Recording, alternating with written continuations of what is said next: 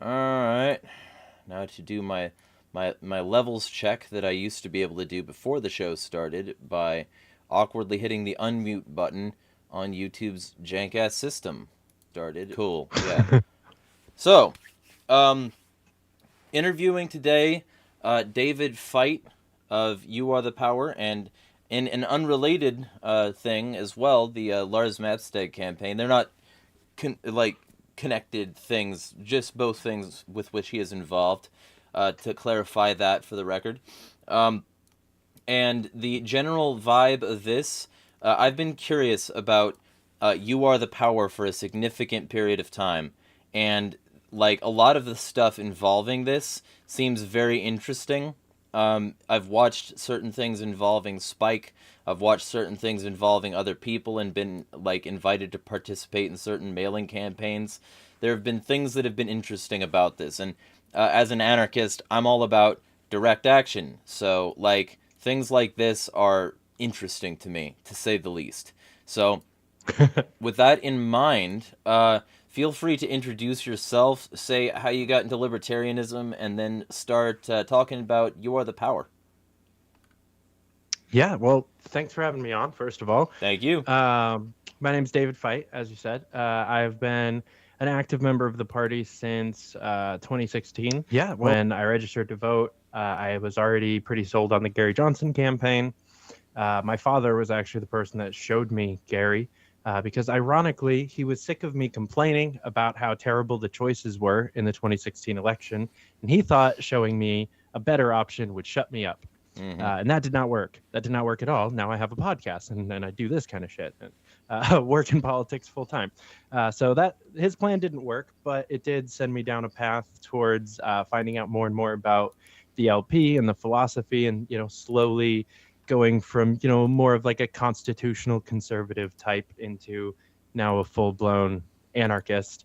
Uh, and I've worked on a couple of different campaigns, honestly, in a couple of different parties, kind of bounced around the states to help out different causes and or candidates, and have now landed myself to where, as you mentioned, my three biggest things are: I have a political consulting company that I do is my day job. I volunteer with You Are the Power, and then I'm also the volunteer coordinator for Lars as of 3 days ago. So that part's so far been super fun. And yeah, we can talk about any and all of those. Yeah, so and it's interesting, similar trajectory and similar reason for getting into libertarianism to begin with, because like my mother didn't like didn't like the two parties either, and so she was Mhm. already sort of looking into alternatives. And when I said I didn't like either of them either, and I said basically, these people seem to all be on the same page ultimately.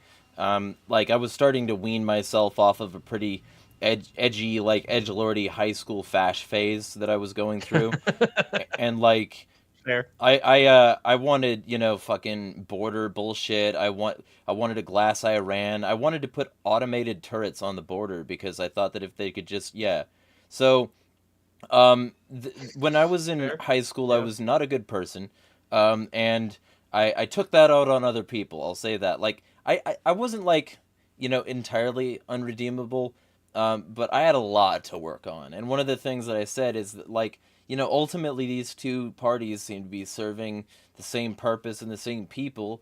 And she's like, "Well, have you heard of the Libertarian Party?" And I'm like, "No." And so I looked into it, and ever since then, she will not admit this, and she'll take this to her grave. That I, yeah, but like she knows she's the reason that I started down this path, and now I'm the edgy conspiracy theorist anarchist that everybody hates. So, congratulations, we're on a similar track already. So There we go. yeah, I guess we'll start out with like, what is You Are the Power, and like how did it get started? Like sort of a historicity here. All right. Yeah. So You Are the Power is a 501c3 non-political nonprofit that we help people who are being victimized by government overreach in a variety of different ways. and we try to come in and give them the support they need, give them backup in the media, at city hall meetings or city council, or however we can get involved and help overturn what's going on.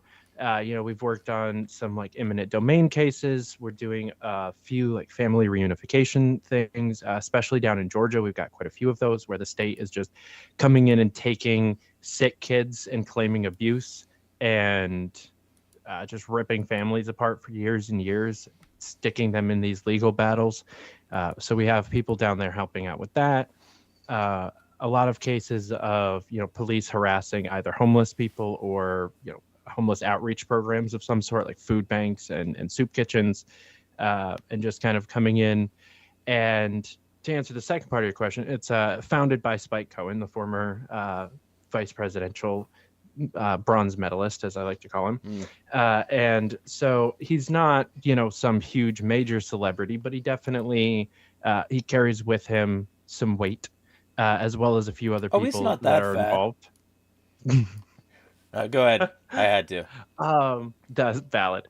And so when he shows up to a small town and threatens to bring Fox News with him next week, the city council is a lot more likely to hear us out than just some person in their town that they're screwing over, because that's just daily business. But no one wants to be public enemy number one in the media. No one wants a large organized movement against them online or in person. And so we basically just, to use Spike's term, we cyberbully the government. Good. Is what most of what we do. We've had multiple like official city pages, official city police departments and sheriff's departments pages delete their social media accounts because we just have tens of thousands of people shitting on every single post that they try to make.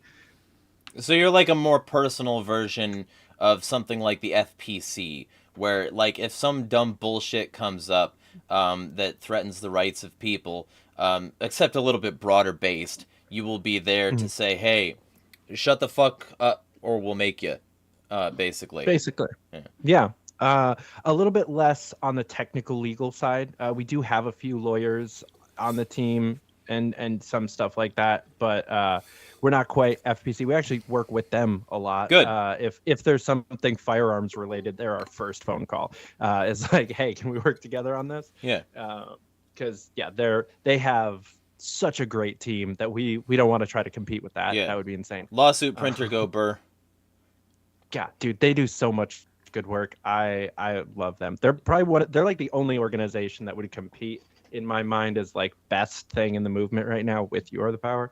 Yeah. Because they just do some great shit. Yeah, and we need something like that for everything, and something willing to be as sort of brazen but not sellouty. Like, 'cause there's a difference between being brazen and like in defense of liberty, and for instance being a bigot sellout to the right, or like some sort of weird pseudo tanky like asset to like Putin or some shit like Ritter is. Yeah. Like there's so many yeah, see I this is that kind of show. And so like Works for me. yeah, so the whole and like so I'm assuming if you want to get real controversial real quick then because of the things you listed, I'm guessing you're not one of those unleash the cops on the homeless people libertarians.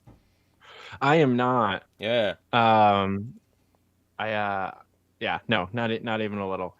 I think that there's some nuance to that conversation that the internet discourse didn't really cover per se, but no, I'm definitely not an unleash the cops type. Yeah. Yes, cuz like that's one of the things that I think this like sort of sets itself apart as.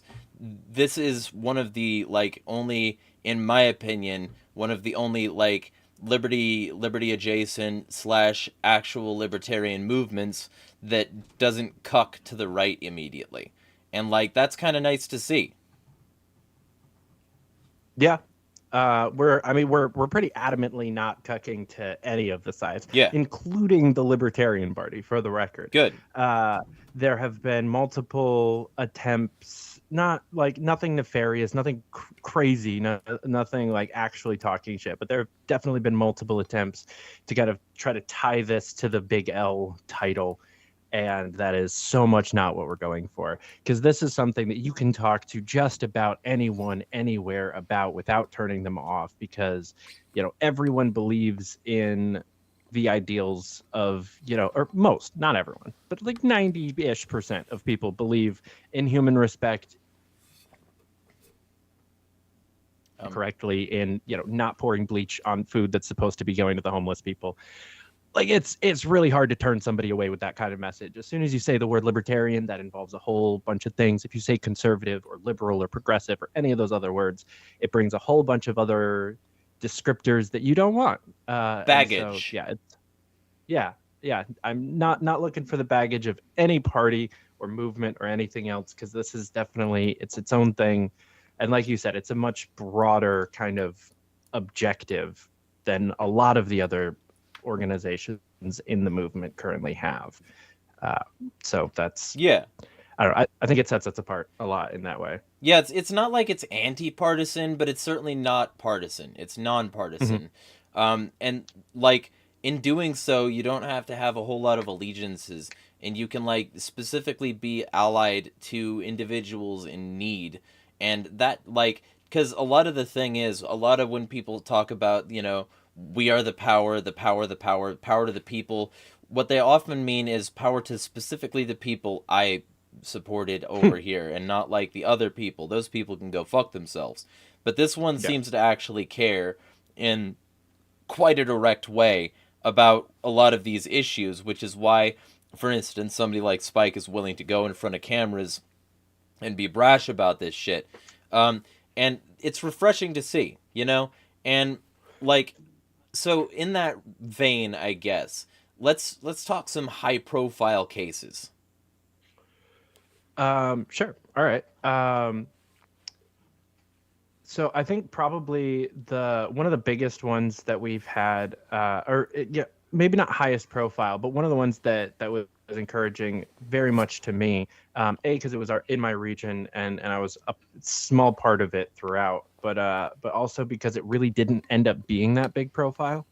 There was an organization in Clarksburg, West Virginia, that was working inside of a church and feeding the homeless people in the front yard of the church. And the cops tried to say that was, public property that they couldn't use or whatever, and continued to threaten them with arrests and fines and penalties and all sorts of things like that. And we sent our region organizer, Tom Pink, down there. He spoke to the mayor or the deputy mayor, I think, and a couple of the city council members. Spoke at the city council meeting that night, and kind of worked out a deal.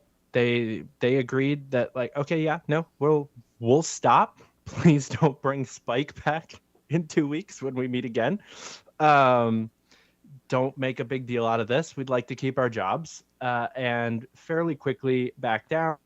And there's been a few things since, but in all honesty, kind of mutual at this point. The organization, they're not perfect, so some of it's going both ways at this point. But we got it, and we at least were able to step in and get the police part out of it, the fines and the arrests and the warrants and all of that stuff taken care of, because that's just insane to be trying to arrest people for feeding the homeless. And actually, I will give a shout out that one of the city council members there that helped kind of get this done is on the LNC, and is a big L libertarian. And so we do work with people within parties, to your point, but we're not part of that party. Yeah, like you'd work ever. with a Democrat if they would stop being cucks.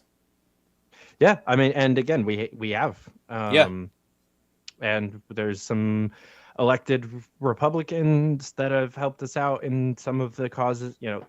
Anybody that's willing to help, that's willing to try to stop government overreach in these specific cases, we're willing to work with you. And that's, as long as you believe in that basic concept of human respect, because it is a very anarchist themed organization. There's no, to your point about the kind of power to the people rhetoric, typically is it's not about we need to give power to anyone. It's about showing people that they already have that power and can step up and do things in their community and make their city a better place.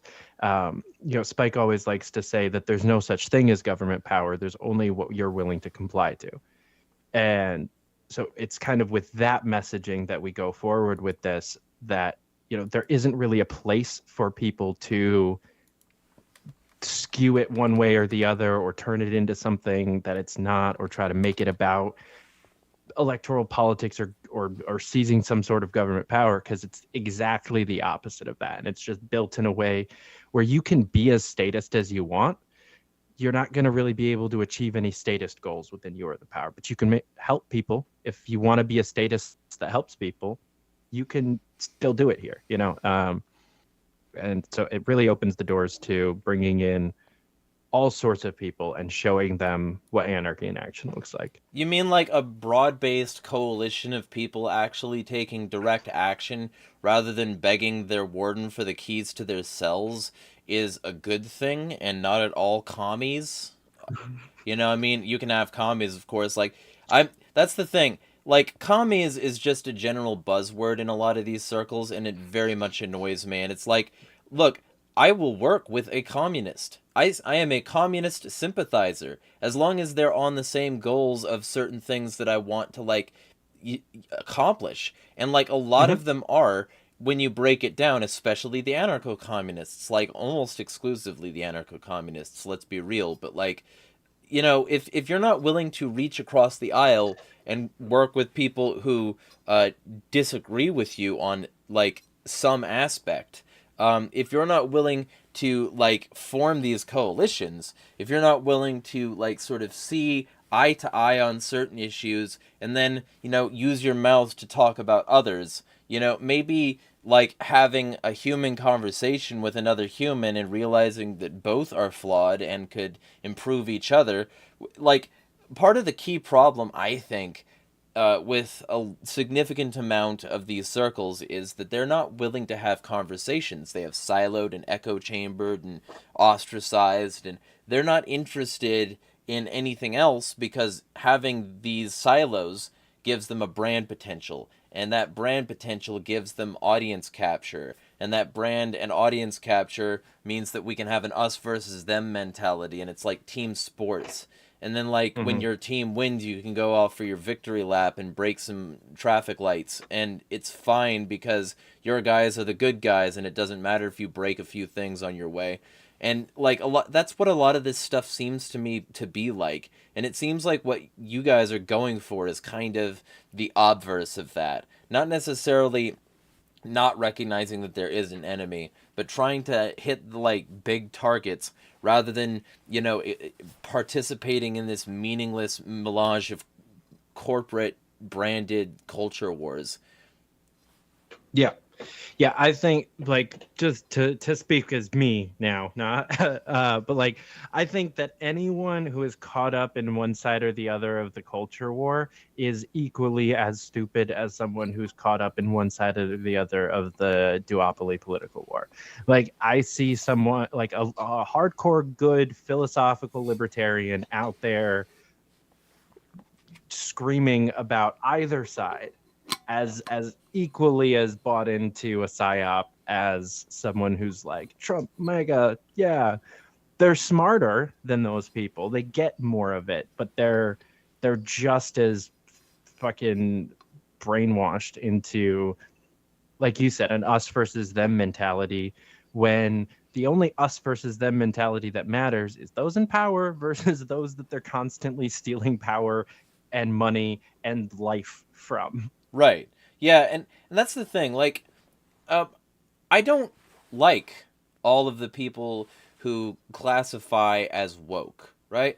But and I went on this we basically had this pseudo debate about woke versus not woke on my channel not too long. Well, was it my channel? It was some channel not too long ago, and I can send a link to anyone who's interested in that. But like basically, the general vibe that like I had in that conversation is the purpose of the label woke is that you're like aware of the systemic injustice and you're aware of the things that underpin that. Like in the original context, that's what the word meant, and it's still what it means to a significant degree. So even though there are some people who class themselves as woke, you know, who are definitely not on my side and who definitely are more of a performative woke kind of I'm gonna silo as well kind of person. Um, Hmm. like there's a significant enough amount of the rest of them that I'll be like, yeah, I would rather be woke than anti woke any day.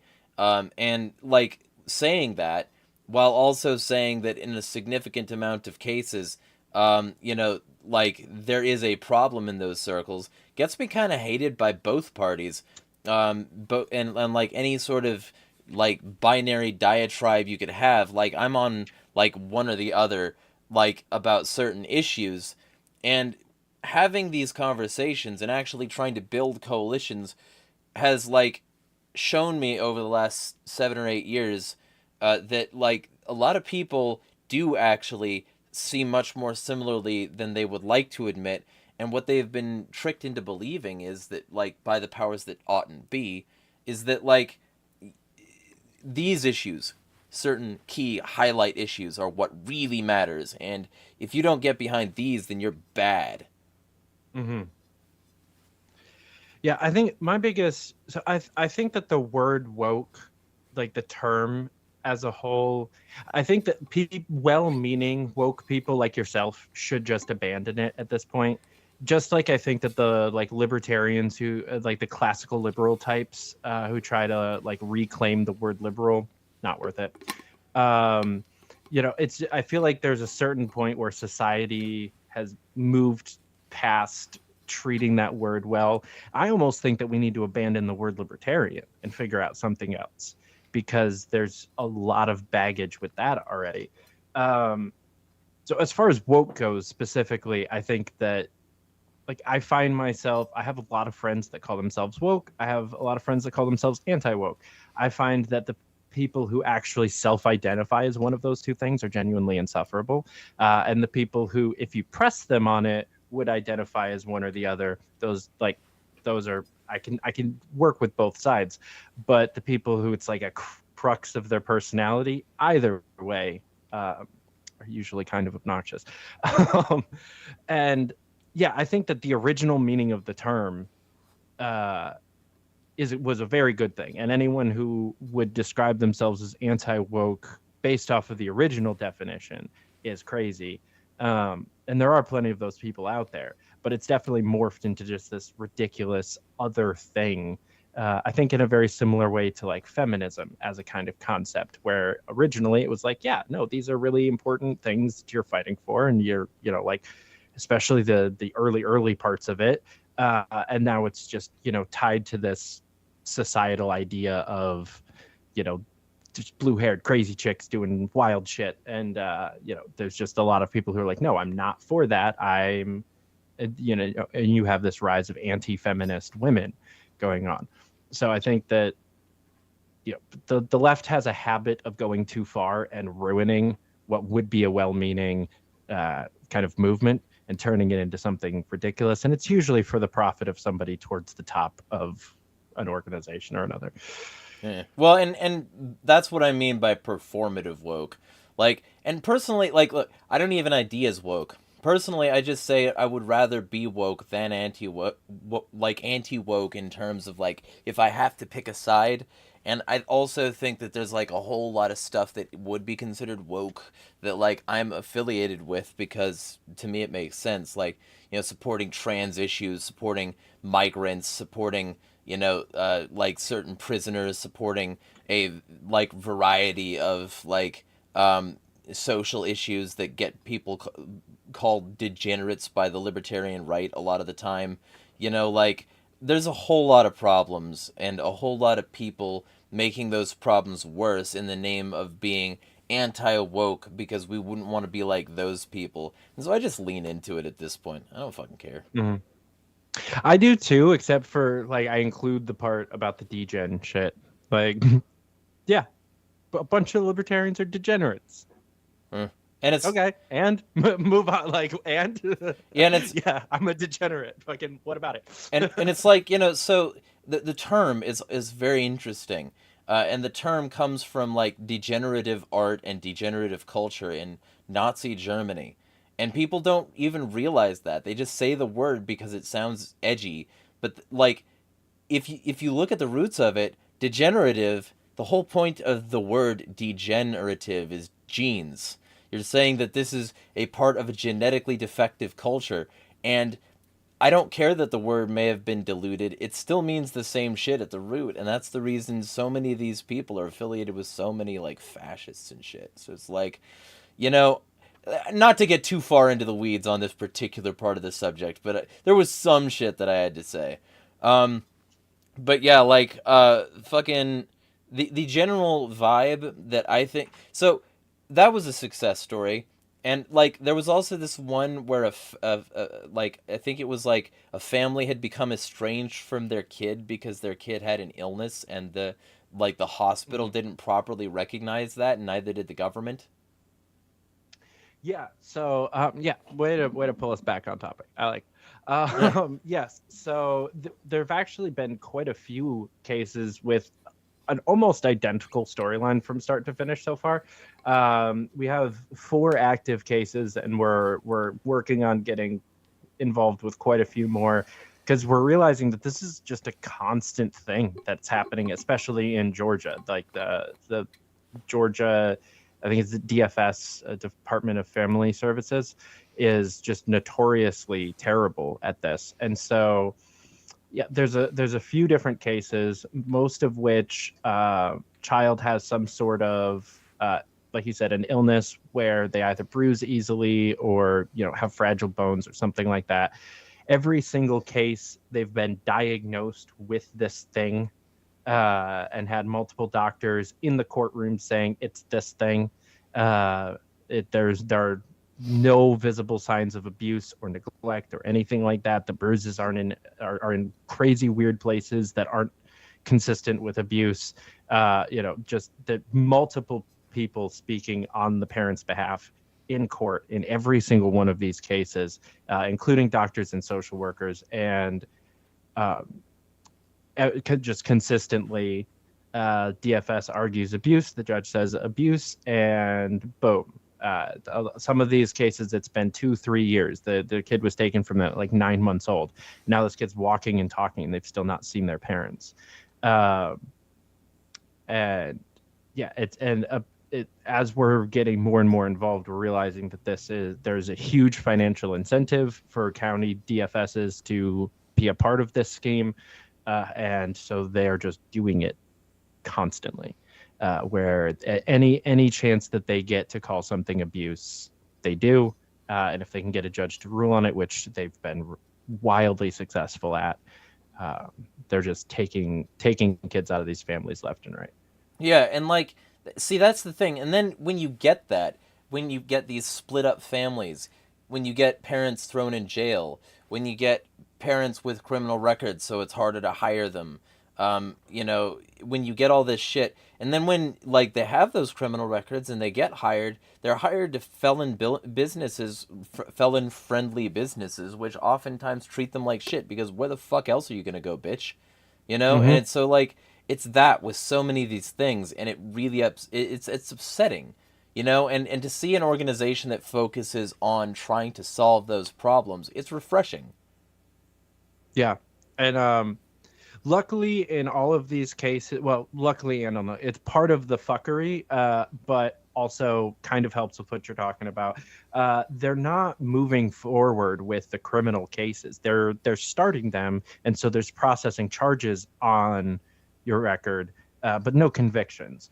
So you're still kind of sort of able to live your normal-ish life, but they're not pushing these through and actually giving these people their day in court to get these charges thrown out.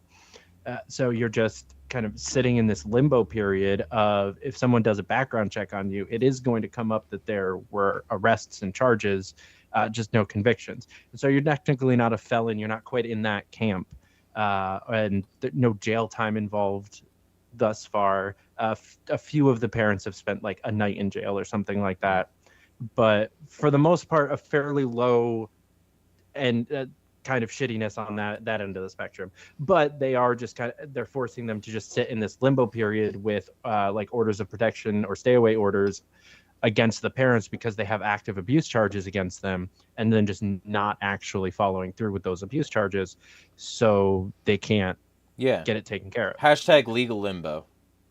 Yeah, And like it's insane. And so that also that brings up like punitive bail measures, where it's like they know that these people can't afford bail because they're poor and it'd be blood from a stone. So they know that if they just jack up the bail insane, then the person will stay in or do a guilty plea so that they can get back to work and not lose their house or not like miss a child support payment or miss a traffic fine or one of the many things that they could have fucked up by their life by being thrown in jail. So they'll just like mill them through. I saw this thing from the Innocence Project being interviewed. I think it was on Joe Rogan, where they like went over like the just litany of fucked shit that they do in order to feed these people to the system and then secure a conviction before a trial because these people are too poor to say no, and because they'll just get fucked out of the system, they'll be forced onto a prison labor program that's of course profitable, and they'll be like part of the system's like working hands, building license plates and shit or cleaning up the freeway or whatever, and nobody gives a shit because fuck those criminals, even though a lot of the time they're not even criminals. By the way, is the Innocence Project one of the ones that you work with? I've never actually gotten to work with them. I know as an organization, You Are the Power has reached out to them a few times, but I've never been a part of any of those causes or conversations or anything, unfortunately, because they are definitely way up on my list of people doing awesome shit. Yeah, Innocence Project, Amnesty International, ACLU, plenty of people that are just directly, constantly hammering this shit. Yeah. Yeah. So, okay, any more like sort of higher profile cases?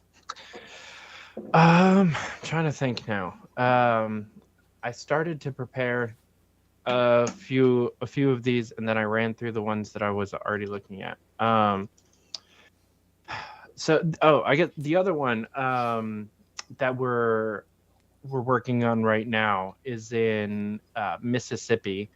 There was a gentleman there. I'm going to space on his name, and so let me try to look it up. There was a gentleman there who was, to the best of anyone's ideas, murdered, and the cops have been completely refusing to really do anything about it.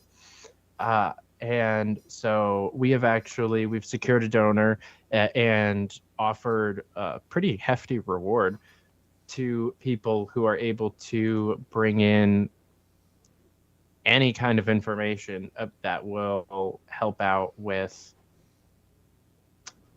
figuring out what happened there. Because it was clearly foul play, and the cops, I believe they either just kind of like ruled it a murder and waved it under the rug, or like ruled it a suicide or like gang related or something like that, and just kind of like threw it under the rug, gave zero fucks about it. And that's not on our causes page anymore. Don't know why. If you tweeted about it, I could probably find the name. What's the state again? That one was in Mississippi. You're probably better off searching through Spike's page than mine. All right, will do. Yeah. So while I do that, like in terms of like profile, they don't all need to be high profile. What are some of the more little things, some of the less like eye catching stuff that you've also had success on? So we've got a few cases similar to what I was talking about in Clarksburg. Some of them ended up becoming significantly more high profile than the one in West Virginia, where the cities were trying to shut down homeless outreach centers. And then there was one in it was in North Carolina. I should remember more of these city names. Gastonia, North Carolina, and there was a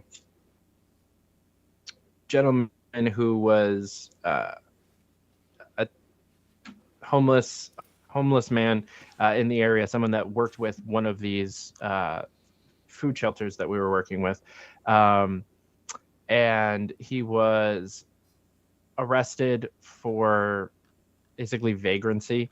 But the cops ended up tasing his service dog and killing it, and completely he got arrested, was charged with a few things, and they were trying to charge him with resisting arrest and all sorts of these other things, and they magically lost the body cam footage, and through months and months and months of hounding and bringing the public in on, both Spike was doing a media tour. We were getting this out on social media, all over the place. We finally ended up getting a hold of the body cam footage. It clearly proved that he didn't do anything wrong. And then the city still kept trying to keep the cops on the payroll and move forward with charges, and we were able to kind of hound them again and again and again into I believe the officer is still only on administrative leave or whatever, but they did drop the charges, and so we still have people in that town actively trying to get more accountability for the officers involved in that, but we've already seen incremental change, and I think it'll probably be next year, if my memory serves me correctly, for smaller local election season. I think Gastonia specifically is going to have a very wild year, because the public has definitely been on high alert because of all of these different things, from the soup kitchen to the gentleman veteran who was tased and abused, to all of these other things. The public is waking up to exactly how terrible just their local politicians and police can be, and I think again, this isn't an electoral organization, but I think we're going to see a wild thing happen electorally when all of these people are back up for re-election after just how fucky they've been. Yeah, and also, by the way, because this will be an hour stream, if any of you have specific questions or things that you'd like to talk about, feel free to hit up the chat, because I see some people in there already as well. Hello, Amanda. Feel free to like, share, and subscribe. Also, Hody, as usual, awesome dude. So, yeah. Hody says, I guess I'll volunteer myself as somebody that sees the, quote, blue-haired people acting crazy and goes, yay, freedom. Yeah. But also, Amanda's all like, I noticed David didn't say purple-haired crazy people. Because purple-haired crazy people are my favorite. So blue-haired, green, those are different. So your Sonic character is Espio then. You're all about ninja. Oh yeah. Yeah. So she also says, surprise, cops don't care. Yeah, basically. And it seems like that's a normal thing in these sorts of investigations, is that the police will care in as much as they can gain power and profit and position, and they literally aren't paid to care for anything else. Yeah. I'll address her last comment about why most of them are in southern states.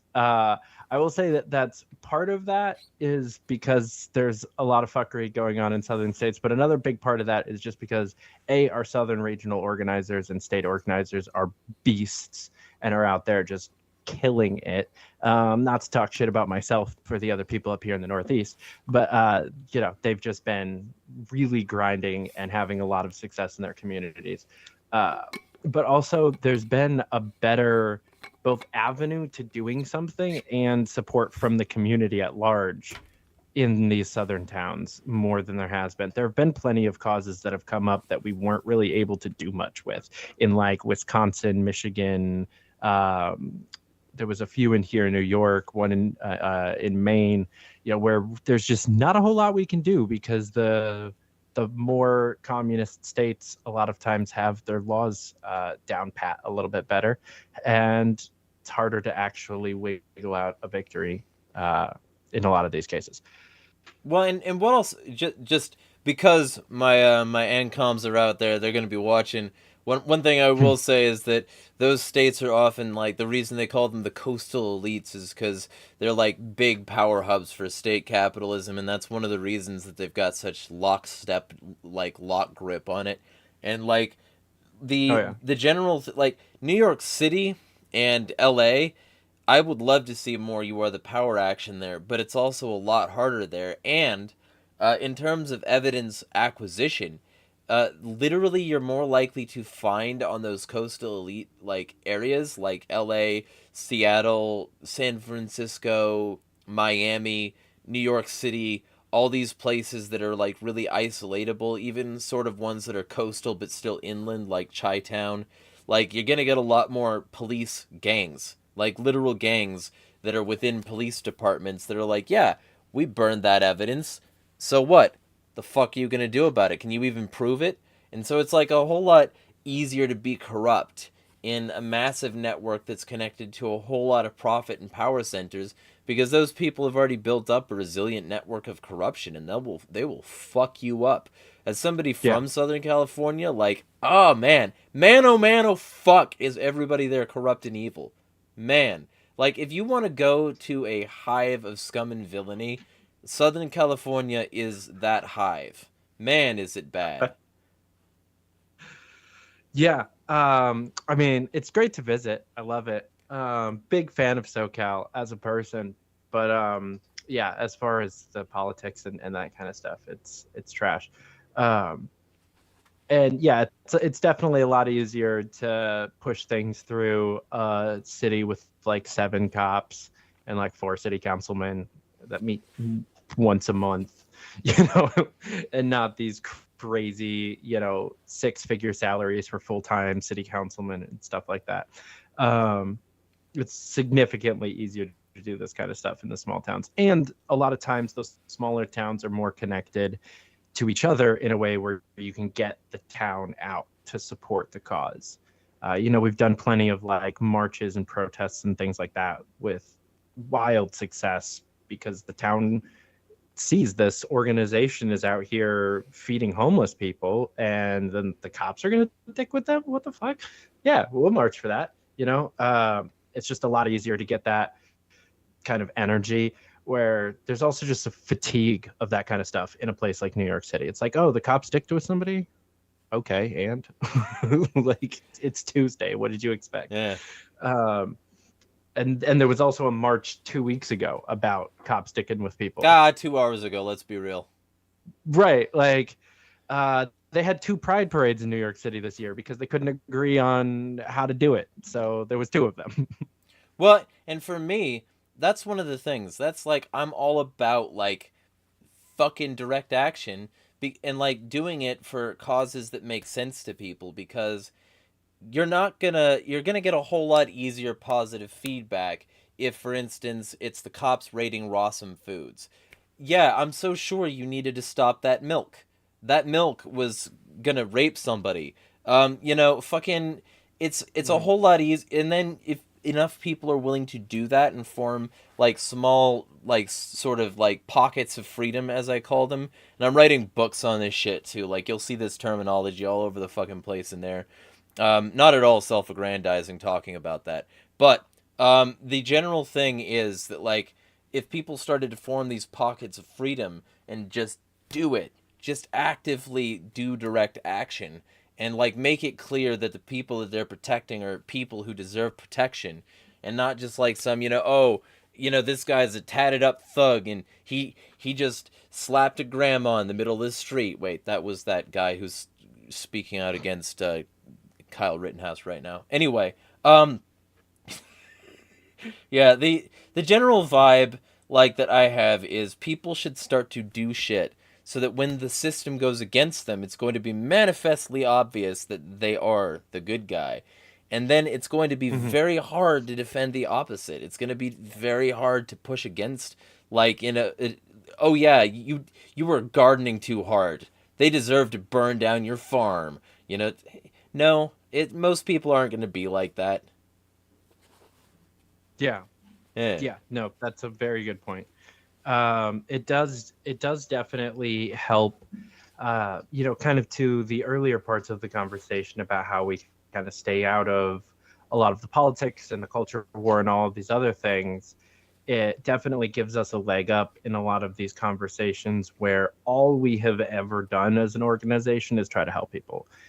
We've not tried to make large amounts of profit. We've not tried to push any kind of political agenda. We've not tried to put anyone in office or positions of power or anything like that. It is just about drawing attention to government overreach and trying to help these people. And the kind of tenets of human respect, and that's it. Like that's all we're doing. And so you can't come in and try to tie us to any of the random others and the other ideologies. You can try, people do constantly, I know a bunch of people that won't work with us because they think that we work with X person that they hate, and most of the time we don't even work with that person. Oh, well, hey, now you're um, affiliated with me, so you got more of that coming your way. So, there we go. I have heard I've heard some. What's really funny is again how rarely the name that I hear is actually somebody even involved at all, let alone like super active. Like a lot of times they're not even one of just the like passive members that just like signed up on the website. It doesn't do anything. Like we have almost 3,000 members. Obviously not all of them are like super hyperactive, but most of the time when I hear a name, they're not even in that 3,000, let alone in the like 10, 15 people that are making the decisions and steering the organization. Uh, so it's silly yeah, to me to be like that. But again, for the most part, we steer clear of all of that stuff, and it really helps. yeah, Um, yeah, and and I said, go, sorry, go ahead. go. This is you. All right. Well, I was just gonna pivot real quick because like I said, I would be doing my job wrong if I didn't talk about the human respect pledge Yeah, I at was least a gonna little ask bit. about that. Um, so yeah, one of the things that we're doing right now is we put out this human respect pledge that you can go. There's a link in the description. You can go click it and sign it. If you do, make sure you put me down as the referral because we're doing a little competition, and so please help out. But it's a very simple just pledge. Actually, it's so short I can just read it. It just says, I believe in the principle of human respect. When we respect one another as individual human beings, we are more prosperous, more harmonious, and happier. When we disrespect one another by using threats, theft, or offensive violence, we are less prosperous, less harmonious, and less happy. By making this pledge, I affirm my dedication to spreading and acting upon this principle. Together, we seek to create a future of harmony, prosperity, and the celebration of our individual humanity. Yeah, Super simple, and again, like really wide buckshot with who you can message this kind of stuff to. And so that's why I've loved this organization since it was just kind of an idea that Spike was talking about maybe doing. But yeah, we're really kind of pushing that right now to have an actual tactful number that we can show people that we're spreading not just that we're helping people, but that we're also spreading this ideology. And so we're talking to people at the events that we're doing about it, and as well as sharing it on social media, yeah, just to kind of show people who are like, oh well, that's a cool idea, but do people actually care? yeah. Help us show people that people actually do believe in this. Yeah, uh, two things, because Amanda's brought up two things. First off, the thing I'll say before is, I'm just to be clear, I'm not part of YATP. I might get involved. I don't know, but like I'm not a part of it, but what I will say is that it seems like a decentralized effort. So when you say, oh, the things y'all could do here in the Houston area, y'all could be y'all. You know, you could start something up down there and get, or if there's something that's already there, you could get involved. I think that there, if there isn't one, fucking Houston is probably one of the places that absolutely needs it. Like any corrupt, like major city in Texas, Houston, Dallas, fucking, um, like anything like that is gonna be a hotbed for bullshit. And Hmm. also, just gonna take this opportunity to say fuck Greg Abbott because I can. Um, and that Garrett Foster did nothing, Seconded. and that Garrett Foster did nothing wrong. Um, with that in mind, also the like, what do we need to sign up with? Again, the link is in the description. I put that in to like be sure that it was there. And also food not bombs shout out. Yeah, food not bombs, excellent. And also food not Hell yeah. lawns. Get involved with both, like because food not bombs is an org, but food not lawns is a movement. And if you started to turn your like yards into food forests and form mutual aid networks, that would go much further than a lot of other bullshit. Because just not having the material resources and not like being hungry is just one of the primary drivers of like people into the arms of the state, because without the state, who would make sure I don't fucking die? Well, we should. Hmm. Yeah. Hell yeah. Um, can't can't agree with both of those ideas enough. Yeah. Um, but as far as signing up, so if you're already a member and you haven't signed the pledge, you can still click that link. It won't like sign you up twice or anything like that. Go sign it. And if you're not a member, you can sign it and then join. It's free to be a member. And you will then be on like an email list so that you know about causes and actions, Yeah. and how to help. And also, because we got about I don't know 8 minutes left. That's about as much as a dirty politician deserves. Let's also talk briefly about the Lars Mapstead campaign and in general what drove you to that. Like separate issue, not endorsed Mhm. by either. There's no cross endorsement. Just a separate Yeah. issue that David also cares about. So we met in a Lars campaign thing that I was randomly added to one day because like just to be clear, I'm that conspiracy asshole anarchist guy who discourages voting as a means of change. But if like certain people involved in certain circles and campaigns want to involve me, then I will do it. Hornberger, if you want to reach out, even though you're no longer a candidate, like I'd still be happy to help you with other Did he shit. drop out? I think. But like Interesting. him, I'd be interested in talking to Mike, especially since he needs, to work with better artists and not AI. But like the general thing that I'll say is the like the I can campaign, help make that happen, by the way. yeah. Um, The Mike. the general thing with the Lars campaign, it's interesting. I'm still not supporting a politician, for all that my regulars out there who might be concerned that I'm shifting. But what I will say is that I will have people on to discuss like what they do for liberty, and if they also want to talk about their preferred candidate, they're definitely welcome to. So that's one of the things that I wanted to ask is what got you involved there, and in general, what do you like about the Lars campaign versus say other campaigns that I could mention? Also, fuck RFK Jr. Here on that last bit, for sure.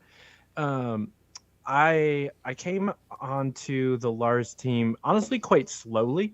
I was a just before Reno. I kind of stepped away from a lot of the pieces of the party that I was involved with. I was still helping Larry Sharp try to get ballot access in New York, but that was really all I was doing. I wasn't on the state committee. I wasn't anything anymore. And so I was, for the longest time, just going to stay out of this and just support whoever the party chose, but passively still, put most of my time into the non-electoral stuff, like You Are the Power.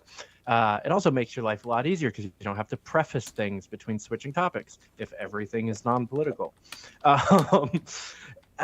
And I kind of befriended Lars. A few people that I knew were on his team, and so I started talking to him a little bit. We went out to lunch when I was in California back in like September, and it was just kind of a conversation. Like, it wasn't a pitch either way. I wasn't trying to get a job. He wasn't trying to get me on the team. He was just kind of asking my opinion. I was asking him some stuff. It was just kind of a friendly lunch, and I told him, I was like, I'm not going to volunteer on any teams, to really, but if you guys are looking for anything in any of the wheelhouses that I work in, let me know.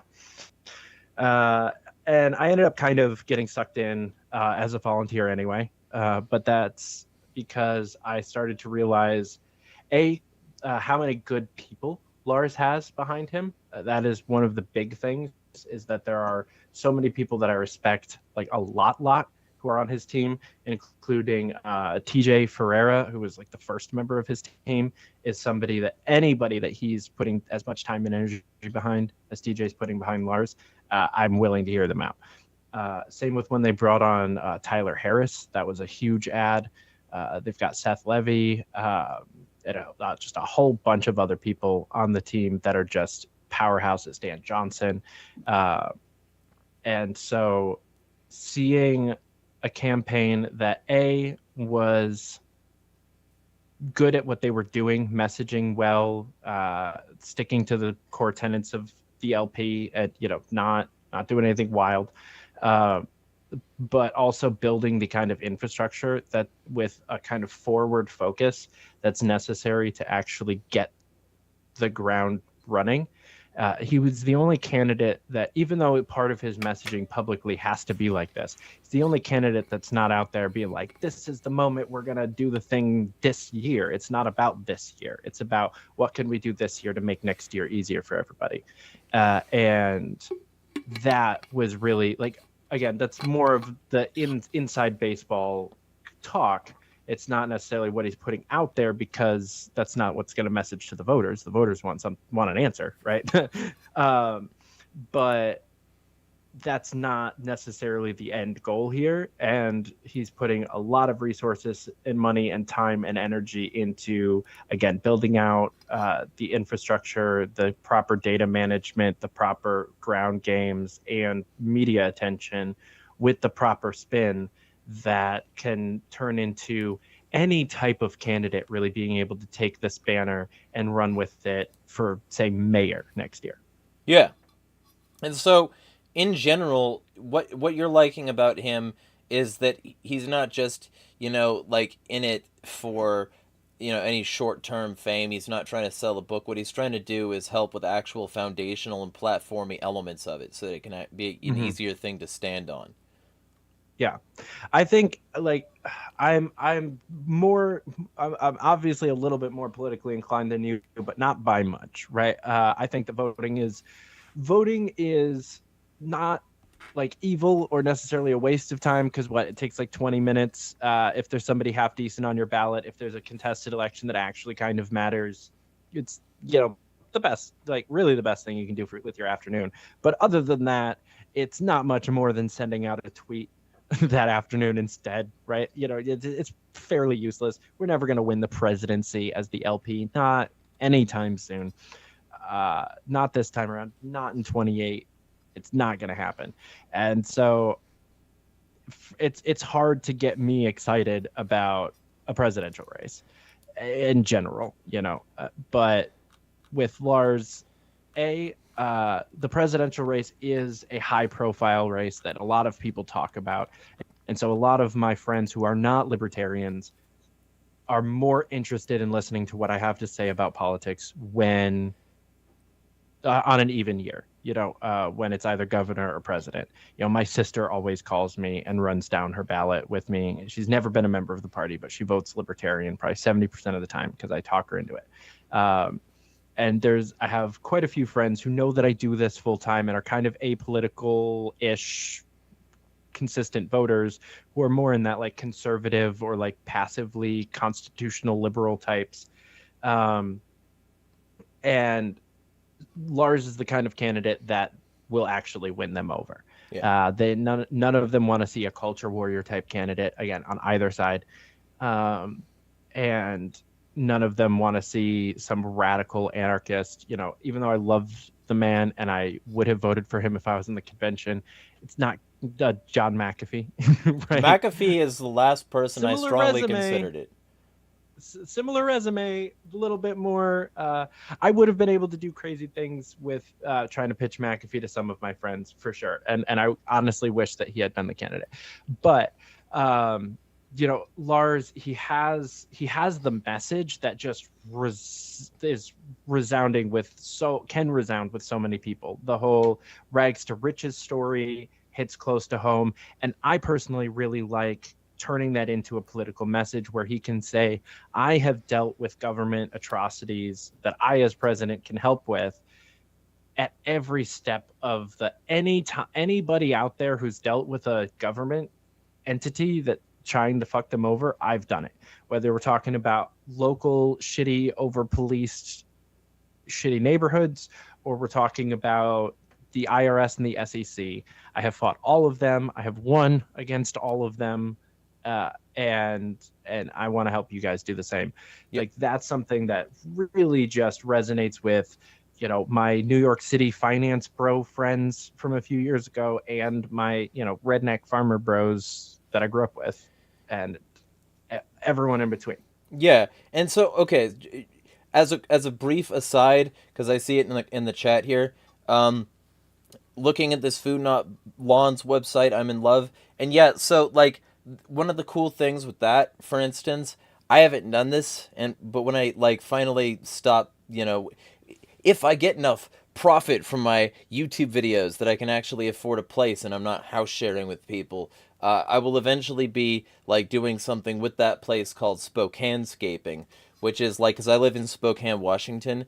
Like I'll be doing this thing called Spokanescaping, which is turning your property into a drought resistant thing, and I'll also be at the same time doing a foodscaping with that. And the reason it's called Spokanescaping is because the government here will literally pay you to turn your property drought resistant, so you're using less of the water supply. And that, to me, you get a little bit of the money back that the government stole from you. You don't have to spend as much on a water bill to get a beautiful yard. You can use that as a way to outfit your shit for food. And like, to me, that's a win-win-win. And also, I fucking hate lawns, and I think that they should all die, and I think that they're a relic of fucking royalty, because literally what you would do is, the purpose of a lawn was to brag about like your big fuck green bullshit that your literal slaves would cut for you. From like, because otherwise Yeah. it would grow into tall ass grass. If you have slaves, though, you can get them to cut it with their scythes, and so you can have these long palatial green things that symbolize the land you stole and maintained through the force of forcing slaves to cut your unnecessary bullshit. I think lawns should die. I think golf courses are evil, and yeah, that's a hill I'm willing to die on. But like, yeah, like you could probably find similar programs where you are, especially since Tejas is in the hot, and they probably have some sort of drought resistance program that you could also like, talk to your local government and see if they've got any grants or whatever for your property. Because like, if you could do that, something similar there, then congratulations, you're part of the solution in 4 ways by my current calculation. And also, just like, you're addressing one of my schizo rage concerns, which is I fucking hate lawns. So those as well. But all of that, sort of like, I just also wanted to address the second thing that I needed to say, and I need to say this because I have somebody from the Lars campaign on. Um, David Bose is a Coke-funded worm. And the Lars campaign saying he's glad that RFK will not be seeking the libertarian nom, and talking about how, the like contingent election is possible, and the last one was done by John Adams. And then David Wormass Bose comes up and he's like, actually, the LP isn't going to win any states. The contingent election would be in the House of Reps, where all voters would be elected D's and R's, and it was John Quincy Adams, not his father John Adams, who was chosen by the House in 1824. And literally, Lars didn't make a mistake there. Saying you're John Adams is still saying you're John Adams, even if Quincy is there. And then secondarily, both of those are probably true, but it's also probably true fucking either way. So this might as well be a thing that you try. And then I said that the Cato Institute and other such coke-linked orgs have undermined libertarian efforts since the start. None of this means the normal voting strategy works any better. And let me know when you're ready to leave the Coctopus and join anarchists in direct action, David Bose. Until then, you're also doomed to fail, as history reliably shows. The irritation I feel when mainstream establishment-linked libertarians try to gatekeep the joint by suggesting alternate strategies won't work, when the reliable pattern has been the others not working either, is immense, really is lose-lose here. So I figure I'll use that as a way to sort of like, you've probably heard a lot of negative talk surrounding the Lars campaign, like that cunt the other week who said that it was like, illegal and that you're committing terrorism. Oh yeah, you didn't see that? Oh, I missed that one. Yeah, he and Man. because I commented on that, I got to be one of the terrorists. So I'll link the thread. You can check that out and be amused. But yeah, there's probably been a significant amount of negative feedback because people are fucking losers. So do you have any that you want to talk about before we call it? So honestly, I most of the negative things that I've heard about Lars, like I'm not even trying to like play coy or be a good salesman or anything here. Most of what I've heard against him is just I've never fucking heard of this guy. And he thinks that he can just come in and buy the nomination. That's about the meanest take that I've heard so far. There's a couple people who have ridiculously tried to tie him with like one side or the other of the caucus warfare and then write him off because he's got this person on his team or this person likes him or this person shared his meme once, so I can't because I hate everything. It's like basic sibling bullshit of like, oh, my sister likes that band, so I have to hate it. And but that's really most of what it's been, is just I like someone else. I don't know who this is. So he can fuck off. Because I have a lot of friends on the Chase campaign, the Termott campaign, and the Rechtenwald campaign. And so obviously those people, fall into a certain demographic already that were probably unreachable by anyone other than those three campaigns to begin with. And I don't know. I honestly I haven't heard that much hate. Other than from people outside of the party sphere who are hating on just the either third parties or anyone that's not RFK or anyone that's not Trump or anyone that thinks that you're trying to help Trump or all of those other there's that stuff, but that never really goes away if you're a loud libertarian online. It just kind of spikes during the election season. Yeah. And Amanda, we should talk. Maybe I'll have you on as well. We can talk against Rechtenwald because that's a whole nother ball of wax that I have a problem with. Because you're saying Rec isn't my jam. He harshes my vibe. He and multiple other candidates completely fucking detonate my vibe for a variety of reasons. So we can vibe together about that shit at some point. Have you ever seen or heard of the show Resident Alien? No, I've heard of it. Okay. After hanging out with Rec in person a few times, there's an unmistakable resemblance between Alan Tudyk playing an alien trying to pretend to be a human and Rechtenwald trying to pretend to be a presidential candidate. Yeah, he look, the laughs, it's a weird resemblance. I would highly suggest y'all go watch just like the pilot, 'cause it's a decent show, and then watch an interview of Rec. It's wild. Yeah, look, I don't hate all of his policies. I think that he's right in some ways, and it's certainly not the worst campaign that the LP has ever seen. It's not even the worst right now. Toad is the worst. But just to be absolutely clear, the fact that when he did those on the street interview videos, I was more interested in what everybody else in the videos were saying than him, and the fact that he just couldn't stop licking, just stop. You look like a lizard person. Can we... Anyway, Um, I had. Yeah, he's just not interesting. And honestly, I'll give one shot at my own candidate. Lars isn't the most captivating candidate in the race either. Mm. But he's way better than Rec. Uh, and so yeah, I'll die on that hill. Uh, Yeah, and he Rec has is just not a good orator. like a one up on Rec, and that I haven't seen him lying about trans people. So there's that at least. Maybe don't say that the last 4 mass shootings have been committed by trans people when that has never been true, not once. Yeah, Like, yeah, trans no. people are overwhelmingly non-violent, and trying to paint them as some sort of psychotic group of it's asinine. It's Well, the thing is, he was correct in saying that the last 4 mass shootings that libs of TikTok tweeted about were yeah. by trans Yeah. people. It's like, oh, my fucking echo chamber is only talking about these four for some reason. Let me pretend that that's it. Fuck off. Right. Yeah. Anyway, fucking yeah, we could go on about this for. And honestly, if you're down, you could come in for any amount of time on Sunday, and we could also talk then, because we'll be having a roundtable about libertarian principles Sunday at 7 p.e.t. So there'll be lots of people on that. So you're welcome too. But like, Yeah. so with that being said, is there anything else you'd like to say before we book for the episode?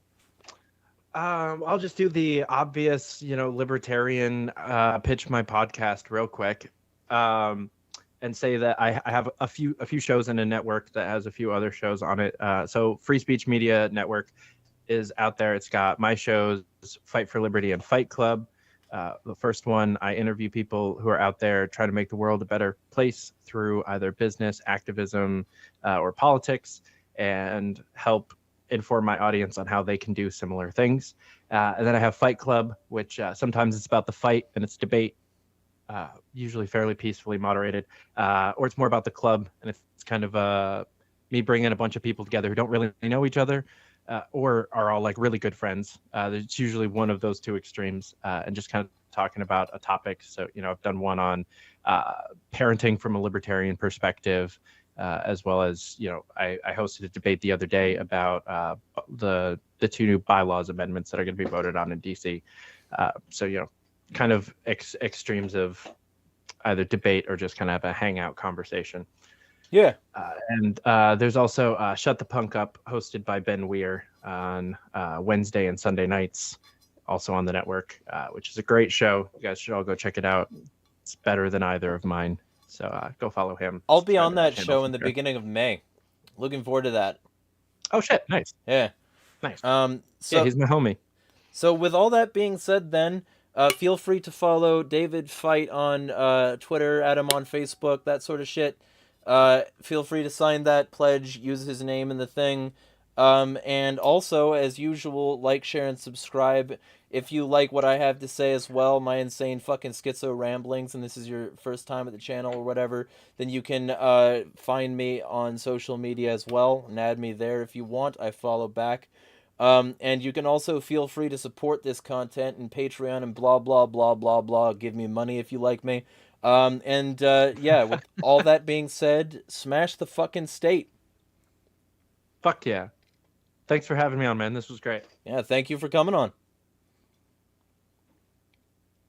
Wait for the thing. Alright, cool. We be done.